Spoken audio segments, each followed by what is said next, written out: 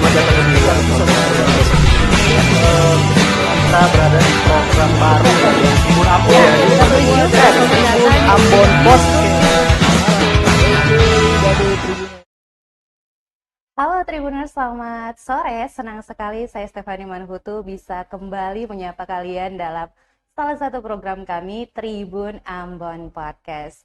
Dan seperti yang sudah kami sounding di akun sosial media kami bahwa hari ini kami kedatangan dua narasumber kece kami dengan tema yang sudah kami sounding, orang muda berprestasi. Temanya orang muda berprestasi, jadi hari ini narasumbernya juga orang muda yang keren banget. Oke, Tribuners, langsung saja dari studio kami yang berada di Jalan Jenderal Sudirman, Pandan Kasturi, Kecamatan Sirimau, Kota Ambon, sudah hadir dua talenta muda dari pelatihan kader pemimpin Muda Nasional Kemenpora tahun 2024. Ada Kala Ode, Syahdan Aditya. Halo. Dan juga Wati Labasiru yang selanjutnya akan saya sapa Kak Wati dan Kak Adit. Oke, Kak Wati dan Kak Adit. Tribuners, selain PKPMN, Kak Adit juga merupakan salah satu delegasi ya, Youth Sounding Board Uni Eropa. Keren banget, terima kasih Kak Adit dan juga Kak Wati sudah menyempatkan waktu untuk menghadiri podcast kami di sore hari ini untuk berbagi juga sama Tribuners terkait hal-hal yang akan menginspirasi, hal-hal yang memotivasi kaum muda di Maluku. Jadi stay tune ya Tribuners karena mereka akan membahas hal yang seru hari ini. Tribuners juga boleh bertanya, menyampaikan pertanyaan di kolom section di YouTube maupun Facebook fanpage. Oke. Sebelum kita bahas terkait dengan PKMN dan juga Youth Sounding Board Uni Eropa, kesibukan Kak Wati sama Kak Adit sekarang ini apa? Oke, ya terima kasih Kak.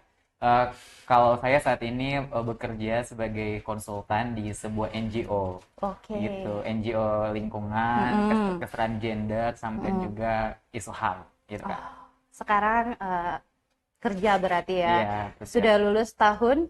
Lulus tahun lalu dari jurusan Kimia, Fakultas Matematika dan Ilmu Pengetahuan Alam dari Universitas Haloleo Kendari. Oh, salam dulu buat teman-teman dari teman-teman universitas kalau ada yang Universitas nonton. Haloleo Kendari. Dan Kak Wati sekarang sibukannya apa? Oke, halo teman-teman semuanya. Perkenalkan saya Wati Labasiru. Saya sekarang merupakan mahasiswa semester 7 di jurusan Akuntansi Fakultas Ekonomi dan Bisnis Universitas Patimura Ambon. Sekarang kesibukan saya sebagai Duta Kampus Merdeka. Terus juga saya aktif di organisasi Indonesian Youth Diplomacy. Selain itu juga saya sebagai Duta Literasi Keuangan dari OJK Maluku. Dan mungkin saat itu yang saya jalankan, aktivitas saya sekarang ini. Wow, keren sekali. Saya termasuk salah satu orang yang senang, happy ketemu adik-adik yang sungguh berprestasi ya di masa mudanya. Keren sekali. Tapi saya juga iri ya sebenarnya. Tidak bisa seperti kalian selama saya masih kuliah. Oke, kalian berdua kan termasuk talenta muda, sama-sama termasuk talenta muda pelatihan kader pemimpin Muda Nasional Kemenpora tahun 2024. Awal mulanya kalian tahu program ini tuh dari mana? Kapan kalian ikut program ini? Oke, Wati boleh.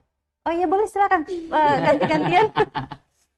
Oke, mungkin kalau misalnya berbicara mengenai awal mula, aku sebenarnya tahu informasinya dari Instagram Dispora Maluku. Jadi Instagram Dispora Maluku tuh menurut aku aktif banget untuk berbagi informasi mengenai kegiatan-kegiatan kepemudaan dari Kementerian Pemuda dan Olahraga.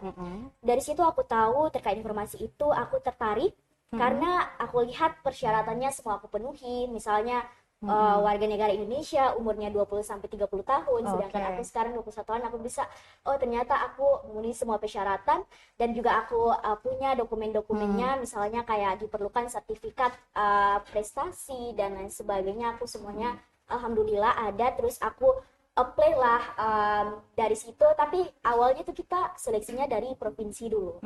Jadi dari provinsi memberikan rekomendasi, kita lanjut ke pusat, seleksi pusat dari Kementerian Pemuda dan Olahraga.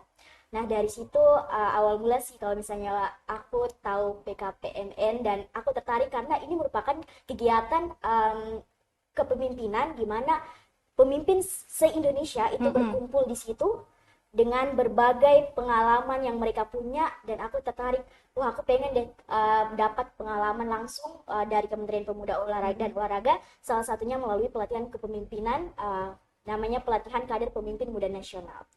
Keren. Jadi batasan umurnya dari 20 sampai 30 tahun. 20, Berarti Kak. 20 sampai 20 sampai 30 tahun.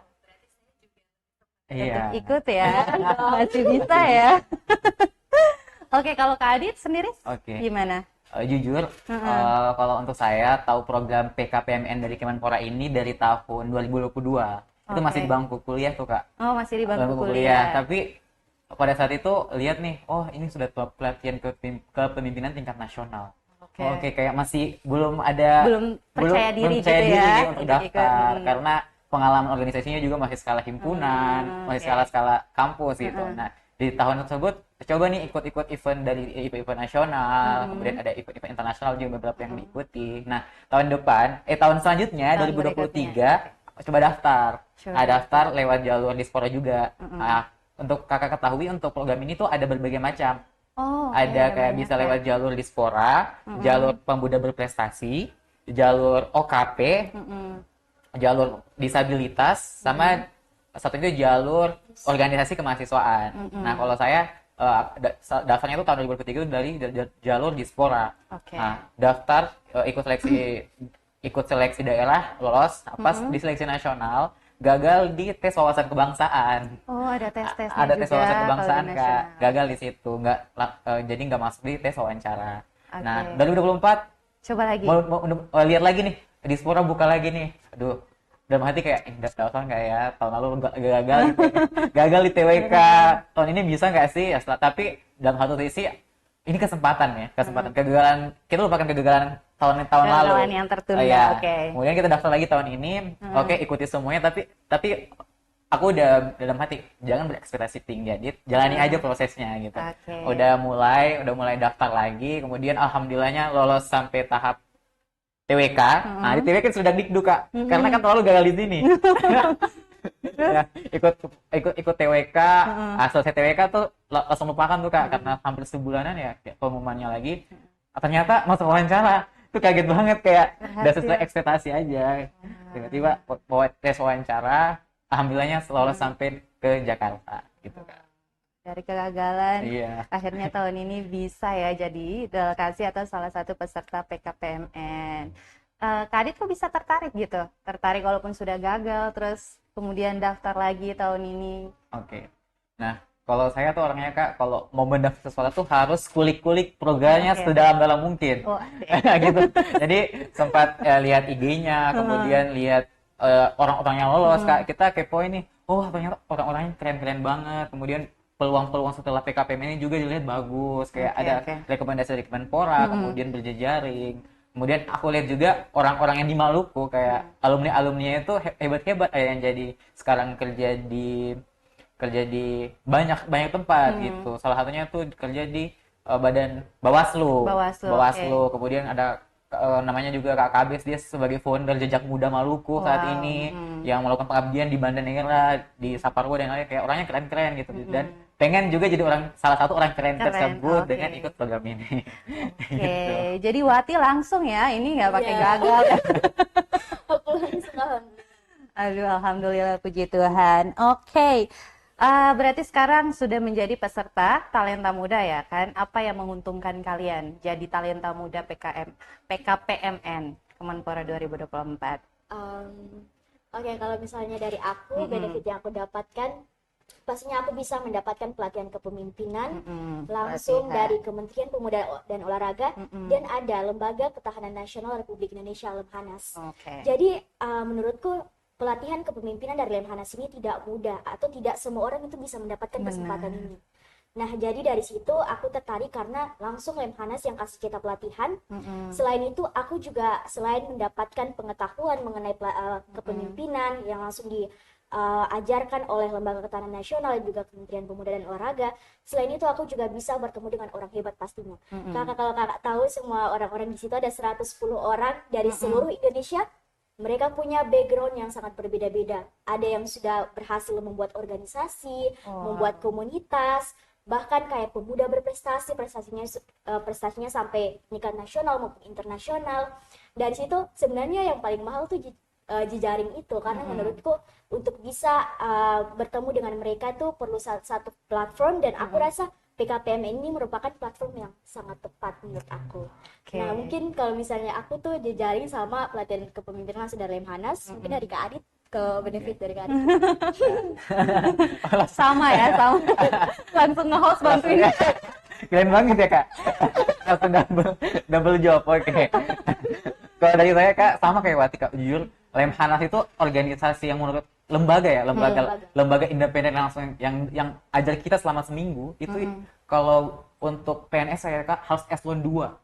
Harus eselon 2 baru bisa ikut pelatihan di Lemhanas. Kemudian untuk kepala daerah tuh harus bupati, atau yang baru-baru ini lagi yang dilaksanakannya tuh calon para terpilih DPR RI kita yang lagi ikut sekarang nih di Lemhanas. Sekarang. Jadi kita diberikan kesempatan untuk ikut pendidikan selama 7 hari di Lemhanas tuh kayak, wah, kita masih orang-orang, masih pemuda-pemuda bau kencur.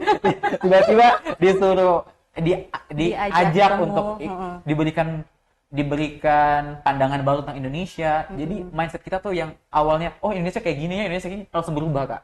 Langsung, oh ternyata Indonesia kayak gini. Dan kita yakin bahwa Indonesia Emas 2045 tuh akan ada gitu dengan ikut program ini.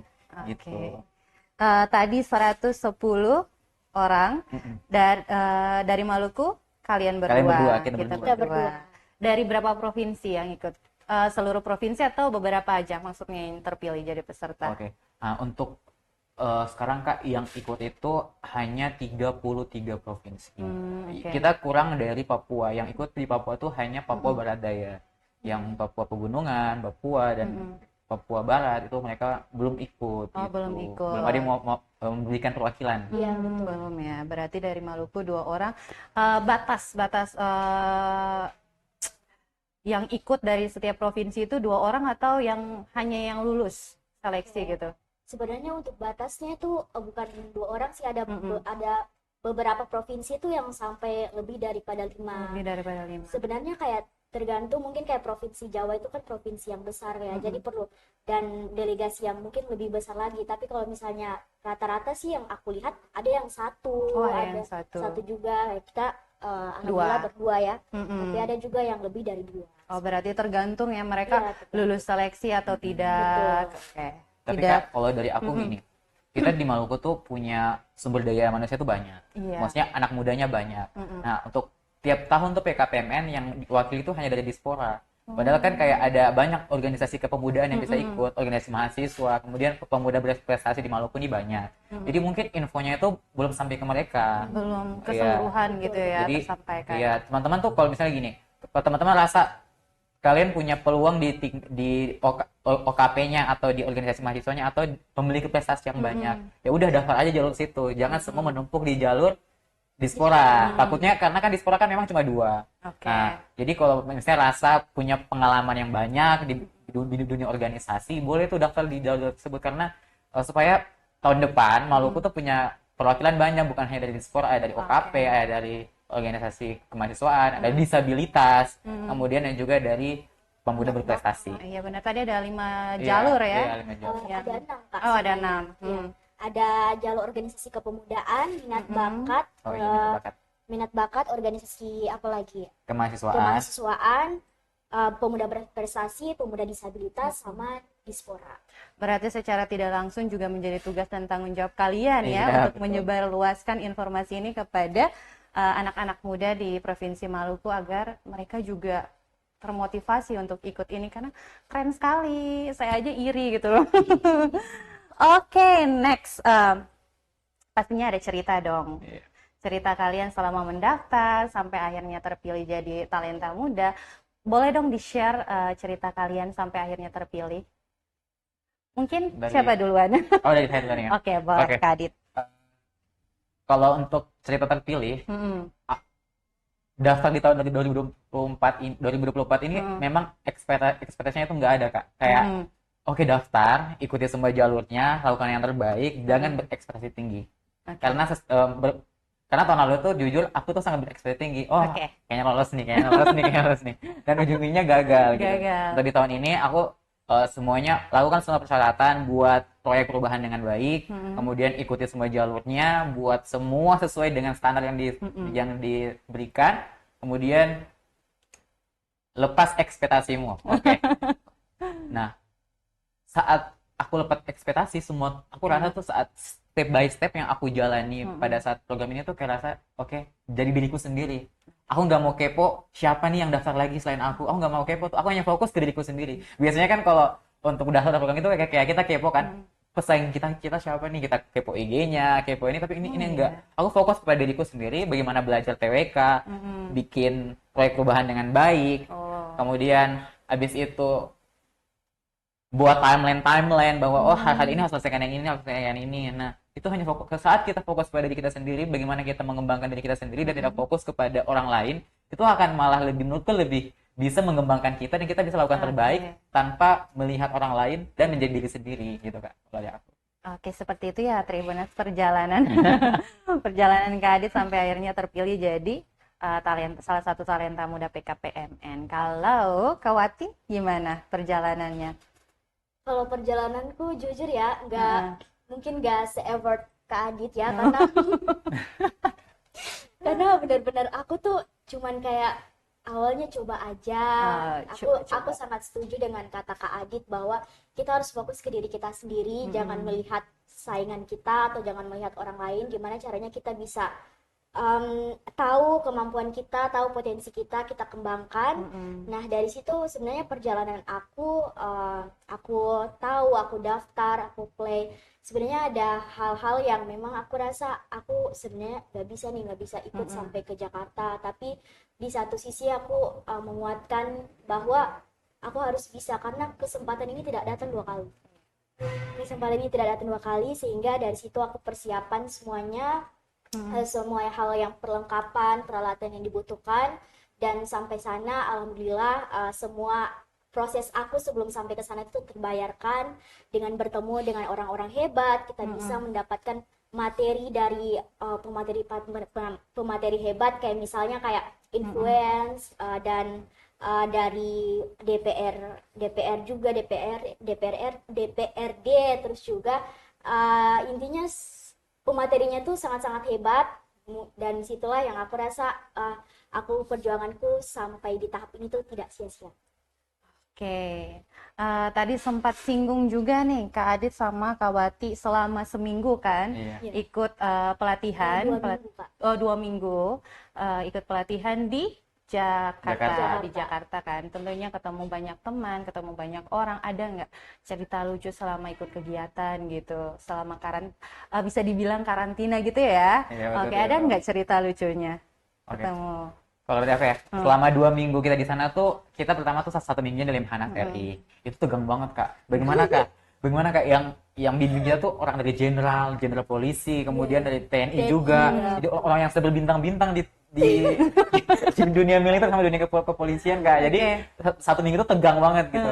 Tegang tapi santai. Jadi mereka walaupun sudah berpangkat tuh kayak mereka masih anak muda aja gitu. Jadi tapi kita ya selaku warga sipil ya kayak walaupun kelihatan santai kita yang tegang gitu. Jadi selama 1 minggu itu jujur tegang banget. Tapi seru sih karena pematerinya itu sangat para jenderal-jenderal itu walaupun mereka terlihat tegas tapi kayak sangat mengayomi gitu. Jadi aman-aman aja selama seminggu terakhir kita program sama Kemenpora. Pertama tuh kita ke kantor KPK. Ya, kantor KPK kayak di sana tuh kita datang ke kantor KPK yang awalnya ini tempat-tempat orang koruptor ya. Kita cari nih gimana? Ini nggak disensor. Di mana rutannya, di mana kata bisa orang koruptor gitu. Jadi gitu kayak jadi kita ke KPK. Kemudian lucunya tuh di KPK itu kita mention tuh kayak hal-hal yang perlu disensor, kayak yang lagi viral-viral sekarang siapa yang korupsi. Teman-teman tuh kritis banget Kak di situ. Jadi mereka tanya bagaimana dengan kasus-kasus yang ini gitu. Jadi kasus-kasus yang viral itu mereka semua sorakan. Jadi memangnya Kak jiwa-jiwa muda itu masih menggelora. Itu sih yang kayak yang aku lihat hebat banget nih orang-orang, gak ada takut-takutnya. Kalau itu sendiri gimana? Kalau Ada aku cerita tuh, lucu? aku belajarnya tentang kalau misalnya itu pertama disiplin, tapi kalau misalnya bahas tentang cerita lucu, benar-benar pada saat pelatihan itu kita terlambat 1 menit aja nggak boleh gitu. Dan itu bukan lucu sih, tapi kalau misalnya cerita lucu sih paling kita kayak main-main bersama, terus kayak ketawa-ketawa, kayak bercanda-bercanda. Tapi kalau misalnya cerita lucu yang kayak spesifik apa gitu, kayak tadi Kak Arif bilang sempat mention kan KPKRI, ya betul juga. Tapi ada juga satu kejadian itu di MPR. MPR itu di mana mereka tuh semuanya pada ya sama kayak KPKRI, mereka tuh semuanya jiwa-jiwa anak muda yang berani, kayak seakan-akan tuh itu seperti sidang DPR RI gitu loh. Kayak semuanya ayo izin pimpinan yang rame gitu. Lucu sih kayaknya ya, kita lihat Lucu dan menyenangkan ya. Yang lebih lucunya Kak, kan biasanya kan mahasiswa itu sering bilang, ini kenapa DPR ini kalau sidang tidur. Di sana malah mereka juga Kak.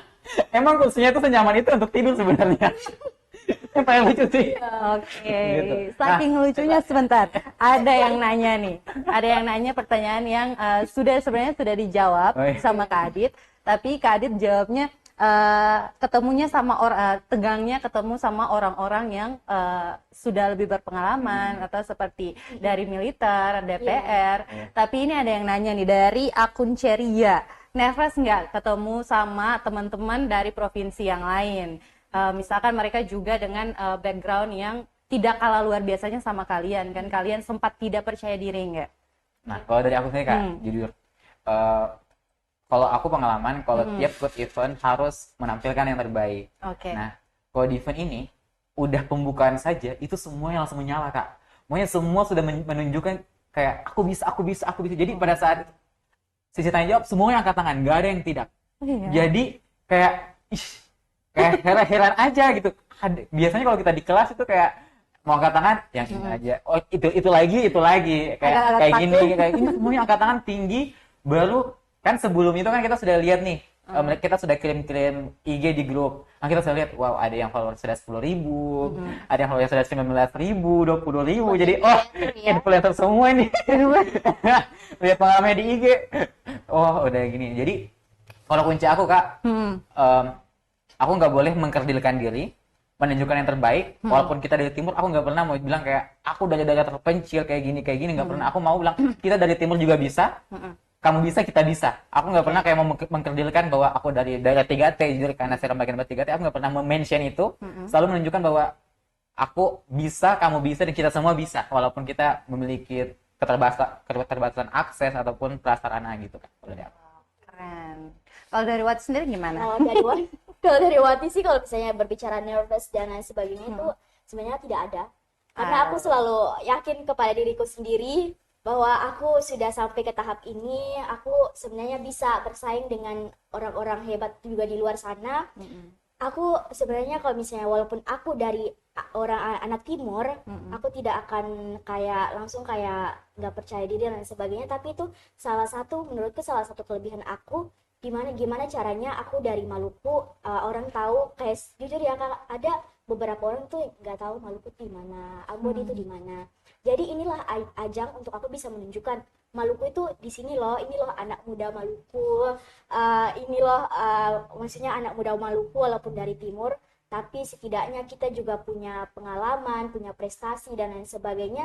Dan juga itulah ajang untuk aku mengenalkan Maluku, bagaimana potensinya, apa aja yang ada di Maluku, apa aja yang ada di Ambon. Dan ya tadi Kak Adit bilang juga daerah 3T, kita juga bisa memperkenalkan daerah-daerah kita itu ke orang luar supaya mereka juga paham dan tahu bahwa kita di Maluku juga punya loh kemampuan dan potensi yang harus kita sebarluaskan kayak gitu. Dan intinya tidak menjual kesedihan. Kesedihan kita harus kayak gitu. Nah, Bangga untuk menjadi anak yang selanjutnya juga Kak, Wati ini dia menjadi maskot PKPMN 5. Jadi kayak Kakak tahu kan kalau setiap event pasti kayak ada maskotnya gitu yang selalu di-mention. Oh, Wati ini menjadi maskot Kak, dia hampir jadi maskot dan hampir semua orang kenal dia. Saking kayak bagus personal brandingnya di sana gitu. Dia menjadi maskot di PKPMN 5. Sungguh sangat membanggakan anak-anak Maluku ya. Wah, next kalian sudah terpilih. Sekarang yang kalian mau lakukan apa sebagai talenta muda PKPMN? Oke, kalau dari aku sebenarnya untuk bisa masuk ke dan bisa salah satu syarat persyaratan untuk mengikuti PKPMN adalah kita harus menyiapkan yang namanya proyek perubahan. Jadi proyek perubahan itu di mana kita harus membuat semacam proposal, di mana di situ dijelaskan apa saja yang akan kita lakukan, kontribusi apa yang akan kita berikan untuk daerah kita. Nah, dalam hal itu aku pertama kontribusiku berfokus kepada bidangku. Misalnya kayak inspirasi, aku juga sebagai duta inspirasi Indonesia yang pastinya tujuanku satunya adalah menginspirasi anak muda. Aku menjadi representatif dari anak muda yang memang dari Maluku. Terus juga aku pengen bahas mengenai potensi dari Maluku, yaitu di mana daerah laut, semuanya potensinya itu di laut karena kita hampir sebagian besar itu laut ya Kak. Jadi di situ aku mention juga terkait dengan blue economy, terus juga sustainability development. Aku juga fokus kepada bidang-bidang tersebut. Tapi untuk proyek perubahan yang aku presentasikan itu tidak jauh berbeda sebenarnya dari fokus aku yang tadi, di mana pertama aku ingin membuat sosial media yang untuk di mana di situ tuh di-share informasi mengenai kegiatan-kegiatan misalnya kayak internship, volunteer, dan juga kegiatan-kegiatan kayak kepemudaan, di mana anak muda Maluku itu sebagai wadah supaya anak muda Maluku tahu, oh ternyata ada kegiatan ini loh, kita bisa ikut loh, kita bisa memenuhi syarat terus ikut dan lain sebagainya. Itu pertama aku melalui pemanfaatan sosial media, karena tanpa kita pungkiri sekarang sosial media itu sudah orang semuanya sudah ada ya pastinya, kayak kakak juga punya Instagram, Kak Adit juga punya Instagram, aku juga punya. Jadi itulah media kita untuk bisa gimana caranya men-share informasi yang bermanfaat. Nah selain itu aku juga punya satunya ekspedisi ke daerah 3T. Karena kayaknya di Maluku tuh hampir semuanya daerah 3T. Makanya aku pengen ekspedisi ke daerah 3T itu membawa sesuatu yang tadi fokus-fokusku terhadap isu-isu tersebut. Aku pengen juga men-share terkait dengan kegiatan-kegiatan Kementerian Pemuda dan Olahraga, Kementerian Pendidikan, Riset dan Teknologi. Apa sih yang mereka lakukan, dan aku men-share informasi tersebut. Aku ingin mengajak anak muda Maluku untuk bisa ayolah kita bangkit, kita berdampak positif untuk daerah kita. Oke, keren sekali ya. Iya, betul. Merasa tersaingi. Enggak, kan kita harus berkolaborasi. Harus kompetitif juga, oke. Kalau Kak Adit gimana? Nah, kalau dari saya kan proyek perubahan yang saya bawa itu selama kurang lebih hampir 5 tahun terakhir tuh aku fokusnya tuh ke bidang lingkungan. Mulai dari isu energi terbarukan, blue economy, kemudian green economy ataupun circular economy itu aku fokus tuh beberapa tahun terakhir ini. Seperti aku sempat ikut juga Kemah Pemuda Ambon dari Penjaga Laut, Ekonusa, kemudian sempat buat organisasi juga namanya Society of Renewable Energy, kemudian membuat organisasi juga namanya SLIS Indonesia, kita bagaimana ekspedisi ke daerah-daerah terpencil untuk membangun daerah mandiri energi. Nah, tapi kalau untuk di PKPMN ini yang aku bawa itu kemarin adalah Molucas Green Leaders Camp. Wow. Molucas Green Leaders Camp. Nah, Kak, di Maluku ini ternyata IPP atau Indeks Pembangunan Pemudanya itu nomor 2 tertinggi di Indonesia setelah Jogja. Jadi Jawa Barat aja yang itu di bawah, hampir terendah gitu. Kita tertinggi gitu. Jadi ternyata peluang kita tuh, peluang anak muda dalam segi kepemimpinan tuh sudah ada, bahkan sudah sangat tinggi. Kita sudah kita setara sama Aceh untuk bidang IPP yang kepemimpinan. Nah, jadi aku lihat, oh peluang apa nih yang harus aku bisa ambil? Potensinya sudah ada. Kira-kira apa lagi yang lain? Oh, ternyata kepemahaman pemimpin tentang green leader itu belum ada. Mereka belum paham bagaimana menjadi pemimpin itu berbasis lingkungan. Sehingga program Molucas Green Leaders Camp ini aku buat sebagai ajang untuk mensadarkan calon-calon pemimpin masa depan tentang bagaimana menjadi seorang pemimpin bukan hanya mementingkan keberlanjutan ekonomi, tetapi diimbangi juga dengan keberlanjutan lingkungan hidup. Jadi aku sasarannya itu adalah ketua-ketua organisasi dari setiap OKP, organisasi kemahasiswaan, kepemudaan, organisasi OSIS. Nah, itu aku akan tuju di sana dan rencananya saat setelah dari sini, dari Ambon sini aku akan kembali ke Seram bagian barat, aku akan buat program itu di OSIS di sekolah-sekolah menengah atas ataupun sekolah menengah kejuruan di kabupatenku di SBB gitu. Oke, jadi bukan hanya menyentuh kalangan pemuda maupun mahasiswa, tapi juga dari sekolah ya, dari sekolah SMA, SMP juga nggak? Untuk saat ini lebih ke OSIS SMA sama SMK aja, Kak. Sebagai leaders Iya, ya. sebagai. Jadi banyak kegiatan yang akan kalian lakukan kan sebagai talenta muda PKPMN.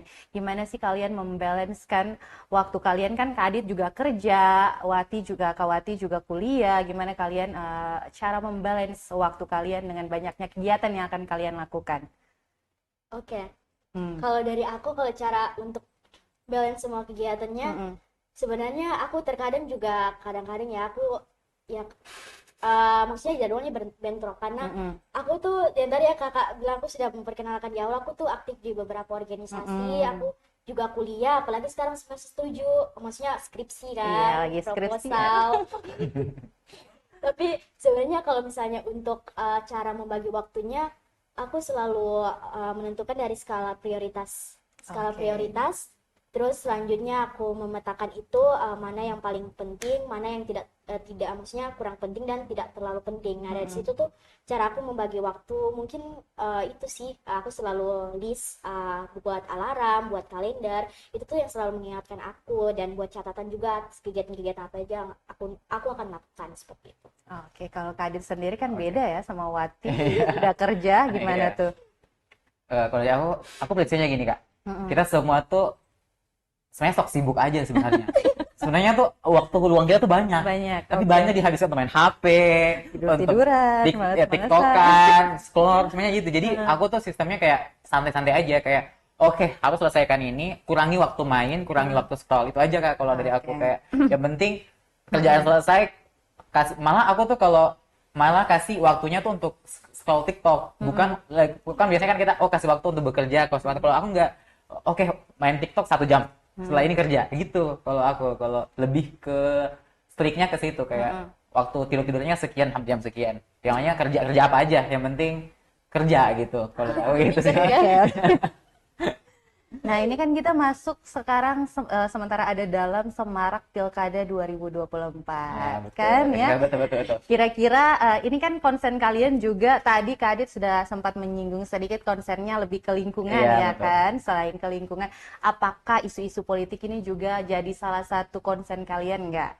Secara cukup ramai ya sekarang untuk Provinsi Maluku, Mas enggak? Konsennya. Kalau dari saya sendiri, Kak, masuk. Jujur, saya adalah orang yang paling senang dengan dunia politik, mulai dari politik internasional, kemudian politik nasional dan politik daerah. Ya, jujur saat ini juga saya ikuti baik politik di kabupaten saya di Seram bagian barat, juga politik di Maluku gitu. Nah, kalau dari saya, Kak, sendiri untuk kayak pemimpin kita yang dari Maluku, kemudian yang dari kabupaten ke Seram bagian barat itu sudah merepresentasikan putra terbaik daerah. Oke. Kita sebagai pemuda jangan terfokus dengan isu-isu yang berkembang gitu. Kita orang Maluku terkenal dengan piala gandong. Kita semua saudara dari suku, ras, agama. Kita berbeda, tapi kita semua saudara di sini. Jangan terpecah belah dengan isu-isu tersebut. Mereka putra-putri terbaik Maluku. Kita sebagai pemuda kritis, lihat visi misinya, tanyakan bagaimana, lihat track recordnya mereka juga, lihat orang-orang di belakangnya juga siapa, kita pilih. Dan kita ajak pemuda yang lain juga ikut kritis, jangan ikut rame, kita harus ikut andil dalam dunia politik ini, harus kritis. Jangan ikut rame, jangan hanya karena viral atau karena ini kita mencoblos orang tersebut. Kalau dari aku sih gitu, Kak. Iya, aku juga setuju sama Kak Adit. Maksudnya kita sebagai anak muda, teman-teman, kita harus lebih aware terhadap politik, karena ya politik itu akan menentukan pemimpin, kayak pemimpin akan lahir dari politik itu. Makanya dari situ kita harus benar-benar tadi lihat track recordnya, jangan hanya kayak viral, dia bisa viral kayak gitu langsung kita kayak tertarik untuk coblos, tapi lihat bagaimana track recordnya, bagaimana visi misinya, gimana kesesuaian katanya dengan apa yang dia lakukan. Terus itu sih sebenarnya yang yang paling penting dari pentingnya kita anak muda untuk bisa memilih, apalagi kita tuh mayoritas dari, apalagi untuk menuju Indonesia Emas tahun 2045 itu anak muda tuh salah satu populasi yang sangat terbesar. Makanya ya di mana usia produktif lebih banyak daripada usia non produktif. Nah dari situ sebenarnya peran pemuda itu sangat andil besar terhadap apalagi salah satunya untuk politik. Oke, peran pemuda sangat andil dalam politik juga saat ini. Kalian kepikiran nggak? Ini kan kalian background-nya luar biasa nih, sudah banyak work experience, sudah banyak pengalaman. Kalian kepikiran nggak buat nyalon? Kepikiran nggak buat nyalon? Kalau saya kan saat ini belum, tapi kalau saya tuh kayak gini Kak. Sekarang kan lagi ada di dunia kayak kerjasama antara Uni Eropa sama sama Indonesia. Jadi kita tuh sering membuat rekomendasi kebijakan. Jadi mungkin aku di belakang layar bagaimana membuat rekomendasi kebijakan, bagaimana riset kebijakan, analis kebijakan aja sih kayak orang-orang belakang layar aja. Membantu di belakang layar. Pokoknya belakang layar aja dulu. Kalau Wati kepikiran nggak? Kalau aku jujur nggak kepikiran. Oke, masih dini ya kan, belum tahu nih nanti next. Oke, ini pertanyaan selanjutnya ini lebih ke Kak Adit ya. Secara Kak Adit kan juga salah satu, selain PKPMN, Kak Adit juga salah satu delegasi Youth Funding Board Uni Eropa. Oke, sahabat Uni Eropa. Awal tahu program ini Youth Funding ini.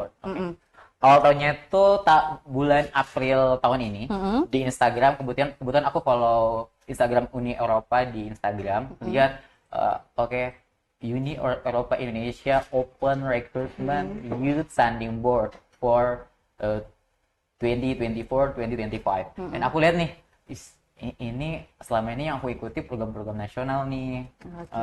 Pengen deh coba ikut program internasional gitu. Oke, coba daftar. Sama sih Kak prinsipnya, tidak memberikan ekspektasi tinggi, hanya lakukan yang terbaik. Masih sama kayak gitu prinsipnya yang aku bawa. Disuruh buat esai, kemudian disuruh bikin esai, ada beberapa part yang diberikan, dan kemudian alhamdulillah lolos sampai tahap akhir. Gitu, kan. Wow, seperti itu ya pengalaman sampai akhirnya. Iya. Lolos. Oke. Ada nggak keuntungan? Pastilah ya, selain ketemu sama, ini sudah ketemu belum sama teman-teman dari luar negeri, dari luar Indonesia, sudah belum ketemu? Oke. Jadi sudah. Jadi pengalamannya tuh pertama, ini adalah momen pertama aku wawancara dengan native speaker kayak di program ini. Jadi itu kalau tahapannya itu pertama ada administrasi, kemudian ada wawancara. Wawancaranya itu ada dua Kak. Pertama wawancara sama orang Indonesia dari perwakilan Uni Eropa Indonesia. Itu kayak kita pakai bahasa Inggris juga tuh sama orang Indonesia, kayak mereka memastikan bisa nggak nih ke tahap selanjutnya dengan orang Uni Eropa langsung gitu. Oke. Alhamdulillah lolos tuh yang tahap orang Indonesia. Dari 600 orang, kemudian lolos ke 30 besar. 30 besar untuk yang wawancara sama orang Indonesia. Kemudian lolos lagi 25 besar wawancara sama orang Uni Eropanya langsung pakai bahasa Inggris. Itu yang pertama kali langsung dagdikduk. Itu lagi di bandara, melipir sedikit ke warkop untuk wawancara Kak gitu. Jadi pengalamannya sangat mendegangkan sekali saat itu, dan alhamdulillah terpilih menjadi 15 orang dari 600 sekian pendaftar. 600 sekian pendaftar gitu. Terpilih 15 orang. Nah, kita bertemu tuh di Jakarta selama 3 hari di Jakarta, 3-4 hari lah di Jakarta. Kita ada kunjungan ke kedutaannya. Kita ada program, kita diskusi langsung sama kedutaan besar, duta besar Uni Eropa Indonesia dan Brunei di Jakarta. Kita diskusi di sana bersama 15 orang tersebut. Kemudian kita menyuarakan kayak suara-suara kita tentang pemuda, bagaimana keterlibatan pemuda ikut andil dalam program-program Uni Eropa tersebut gitu. Gimana rasanya ketemu sama teman-teman dari seluruh Indonesia yang terpilih, terus bisa sempat online juga sama teman-teman dari luar, dari orang-orang dari luar gitu, gimana rasanya? Jujur Kak, jadi pada saat kita masuk ke kedutaan itu, HP semua disimpan di dalam locker, tidak boleh ada yang bawa HP. Kemudian semuanya full English. Wow. Full English di dalam ruangan tersebut, bahkan orang Indonesia pun sama orang Indonesia harus pakai bahasa Inggris. Jadi dalam ruangan itu full semua Inggris. Jadi itu event pertama aku pakai bahasa Inggris di situ. Dan kalau minder Kak, karena teman-teman aku tuh semua tuh bahasa Inggris sudah sangat lancar, sudah sangat bagus, sedangkan aku yang masih saat ini mungkin masih middle, kelas middle, jadi butuh penyesuaian, tetapi kita harus tetap percaya diri karena merepresentasikan orang Maluku, jadi tidak boleh buat malu. Gitu, harus kalau disuruh bertanya kita bertanya. Jadi aku sempat menyuarakan tentang bagaimana orang Eropa pandangan tentang industri di Maluku. Aku juga menyuarakan tentang bagaimana Maluku bisa menjaga daerahnya dengan adat, sasi. Kemudian di sini walaupun banyak sumber daya, tapi orang-orang adat Maluku sangat bagus begitu mereka menjaga rumahnya di sini dengan adat-adat sasi tersebut. Aku merepresentasikan di mereka, jadi mereka sangat apresiasi dengan orang-orang Maluku. Gitu. Itu jadi salah satu isu juga salah satu yang isu. jadi concern Kak Adit sebagai delegasi Youth Sounding ya. Selain yang sudah tadi disebutkan, ada lagi nggak isu yang jadi concernnya Kak Adit sebagai delegasi? Nah, kemarin tuh aku sempat juga bahas mengenai isu-isu masalah ini palm oil.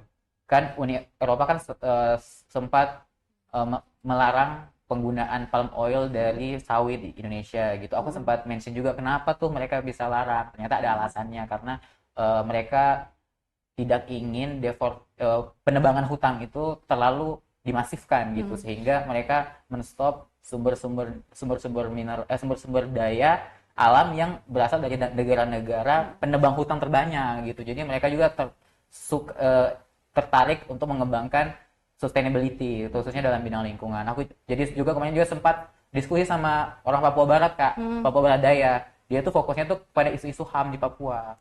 Jadi sempat diskusi juga. Jadi kita selaku orang timur ya Kak, sama dia kita sempat diskusi ini bagaimana nih tentang isu-isu HAM di Papua bagaimana. Jadi kita kemarin juga sempat bahas masalah isu HAM sih Kak. Kak Wati berminat nggak cobain? Berminat banget. Mungkin bisa ya next delegasi, amin. Ya, amin. Tapi ya aku punya keterbatasan ya. Aku jujur lihat aku nggak tahu, maksudnya dalam bahasa Inggris tuh aku masih belajar, jadi kayak nggak sejauh Kak Adit. Tidak juga.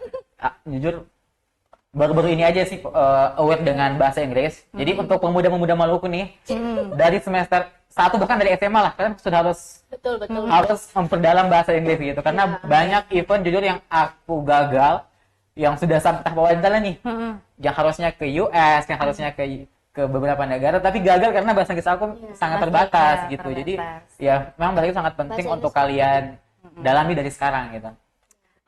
Gimana kalau misalkan Tribuners ataupun pemuda-pemudi di Maluku mau gabung nih sama kayak Kak Adit untuk next mungkin tahun depan jadi delegasi?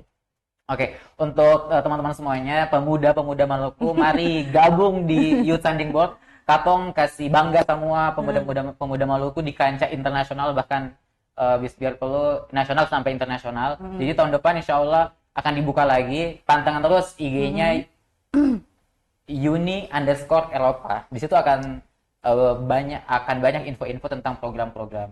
Di PKPMN juga ya, Kemenpora 2024. Pantau terus Instagram yang berhubungan dengan Kemenpora 2024 ya. Karena banyak hal yang bisa kalian lakukan, bisa kalian coba di sana untuk meningkatkan semangat dan juga motivasi dan hal-hal yang positif ke depannya buat kalian. Oke, Tribuners, tidak terasa kita sudah ngobrol-ngobrol kurang lebih 30 menit lah ya, hampir sejam. Iya, saatnya untuk pamit undur diri. Tapi sebelum pamit, kita mau dengar dulu nih pesan dan kesan. Pesan-pesan dari Kak Adi dan juga Kak Wati untuk pemuda-pemuda di Maluku. Oke, untuk pemuda-pemudi Maluku atau orang muda semuanya, kita pemuda Maluku punya potensi yang begitu besar, punya skill, kemampuan, kemudian kepahaman tentang sesuatu sangat besar.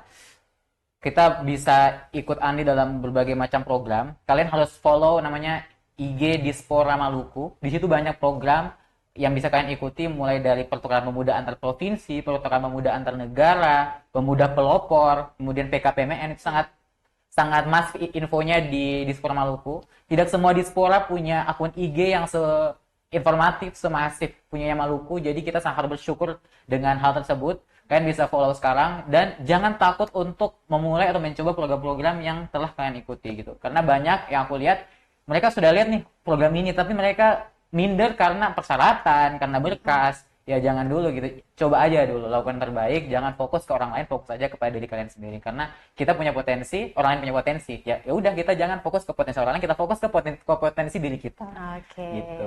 Kak Wati? Kalau dari aku tips and trick, bukan tips and trick juga, ya tips and trick juga PKPMN. Nah, aku mau mention dulu, teman-teman kalau misalnya tertarik untuk ikut PKPMN, teman-teman bisa perbanyak pengalaman dari sekarang. Ini juga berkaitan dengan kesan-pesan aku, di mana teman-teman harus bisa mengenali potensi teman-teman, potensi diri teman-teman. Teman-teman itu tertarik dalam bidang apa, terus kembangkan potensi itu dengan ikut misalnya volunteer atau pengabdian. Terus juga teman-teman bisa ikut magang, ataupun teman-teman bisa perbanyak pengalaman atau prestasi, misalnya ikut lomba-lomba dan lain sebagainya, supaya ini menjadi bekal teman-teman untuk bisa ikut bukan hanya PKPMN aja, tapi bisa menjadi bekal untuk bisa menggapai cita-cita. Misalnya kayak teman-teman pengennya berfokus pada, misal aku akuntan, nah aku perbanyak pengalaman mengenai di bidang akuntan, di bidang tersebut.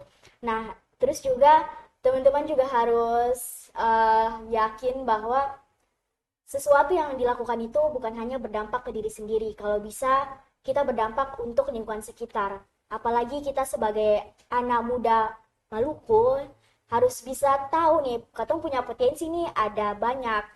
Jadi dari situ katong sebagai anak muda Maluku lah, dari hal inilah kita punya kita harus berkontribusi dalam hal untuk bisa mengembangkan potensi-potensi tersebut, supaya bisa membawa Maluku ke arah yang positif, tetap kritis, tetap aware, apalagi sekarang dunia politik ya, kita harus benar-benar kritis, jangan lihat dari segi-segi viral dan lain sebagainya, tetap berpegang teguh pada pendirian, tetap lihat semua hal dari berbagai aspek. Mungkin itu saja pesan-pesan dari aku. Terima kasih teman-teman. Tuh, Tribuners, kenali potensi kalian dan jangan takut untuk mencoba. Terima kasih banyak Kak Adit dan juga Kak Wati sudah menyempatkan diri untuk hadir di podcast kita hari ini. Semoga tanggung jawab yang sekarang kalian emban dijalankan dengan baik. Amin. Oke, Tribuners, tidak terasa ya kita sudah sampai di penghujung podcast hari ini. Nanti kita jumpa lagi di podcast-podcast selanjutnya dengan narasumber dan juga tema-tema yang keren, yang kece. Saya Stephanie Manuhutu dan juga Kak Adit, Kak Wati, juga kru yang bertugas, kami pamit undur diri. Selamat sore, Amato. Download Tribun X sekarang. Menghadirkan lokal menjadi Indonesia.